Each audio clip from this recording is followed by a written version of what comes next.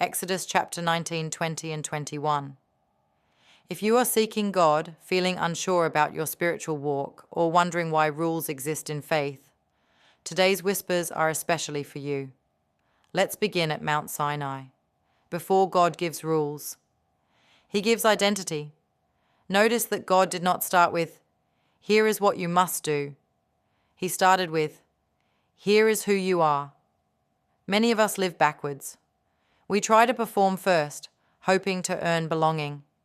We try to be perfect so that God will accept us.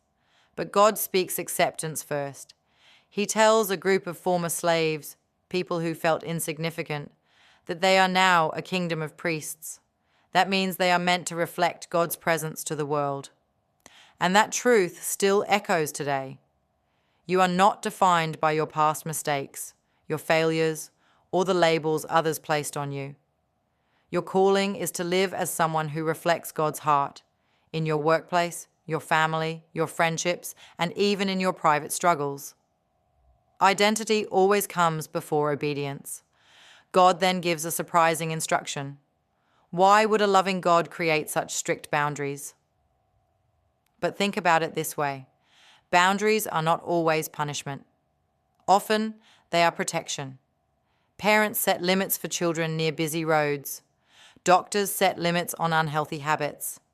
Even our bodies have limits. Rest, nutrition, balance. We sometimes resist boundaries. We want total freedom, immediate access, instant gratification. Yet God teaches something deeper. Closeness to Him requires reverence. Not fear that pushes us away, but respect that keeps our hearts aligned. Today, God's boundaries may look like healthy relationships, wise decisions, or choosing integrity when shortcuts seem easier. Sometimes the most loving thing God does is say, "Not yet," or even, "Do not go there." God says He shows love to 1,000 generations of those who love me and keep my commandments. Your faith is never just about you. Your choices, the way you forgive, the way you pray, the way you treat people, create ripples beyond your lifetime. Maybe you feel unseen today. Maybe your effort to follow God feels small. But God sees long-term impact where we see only small daily steps. A parent choosing patience instead of anger, a teacher encouraging honesty, a leader refusing corruption. These actions become seeds planted into generations. Faith is legacy. God also says, "If you make an altar of stones, do not build it with dressed stones, for you will defile it if you use a tool on it." Why would God care about construction methods? Because He was teaching a deeper spiritual principle. Worship is not about human perfection or impressive displays. God wanted an altar that was natural, unpolished, honest. We often feel pressure to make our faith look impressive. Perfect prayers, perfect social media spirituality, perfect church appearances. But God values authenticity more than decoration. Your simple, honest prayer in your room, your quiet decision to forgive someone, your struggle-filled but sincere worship. These are the altars God honors. You do not need to polish yourself to come to Him. In a time when women and servants had little protection, God insisted on dignity and fairness. God's laws were not only spiritual, they were social justice principles. He cared about the vulnerable. He insisted on humane treatment. Following God includes how we treat people with less power: employees, students, children, the elderly, the poor. Faith is not just prayer and worship songs. Faith is how you treat people when they cannot repay you.